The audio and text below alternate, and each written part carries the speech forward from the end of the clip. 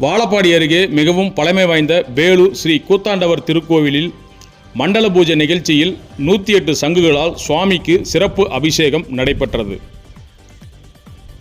சேலம் மாவட்டம் வாழப்பாடி அருகே 300 ஆண்டுகளுக்கு மேல் மிகவும் பழமை வாய்ந்த ஸ்ரீ கூத்தாண்டவர் திருக்கோவில் அமைந்துள்ளது. இத்திருக்கோவிலில் கடந்த மாதம் 16/4/2025 சித்திரை 3ஆம் தேதி அன்று கூத்தாண்டவர் சுவாமிக்கு மகா கும்பாபிஷேகம் நடைபெற்றது. அதனைத் தொடர்ந்து சனிக்கிழமை நேற்று 24வது மண்டல பூஜை நிறைவு நாளில் புனித நீர் நிரப்பிய கலசம் மற்றும் 108 சங்குகளில் புனித நீரை நிரப்பி அதனை சிவலிங்க வடிவமாக வடிவமைக்கப்பட்டதைத் தொடர்ந்து சுமங்கலி பெண்கள் குத்துவிளக்கு ஏற்றியதைத் தொடர்ந்து சிவாச்சாரியர்கள் வேத மந்திரங்கள் முழங்க மகா வேள்வி பூஜையில் பல்வேறு வாசனை மூலிகைப் பொருட்களால் கணபதி ஹோமம், லட்சுமி ஹோமத்தை தொடர்ந்து மகா பூர்ணாகதி நடைபெற்றது. இதனை அடுத்து புனித நீர் நிரப்பிய கலசங்கள் மற்றும் 108 சங்குகளாலும் சுயம்பு கூத்தாண்டவர் சுவாமி மற்றும் சிரசு மீதும் ஊற்றி மண்டல பூஜையை நிறைவு செய்தனர்.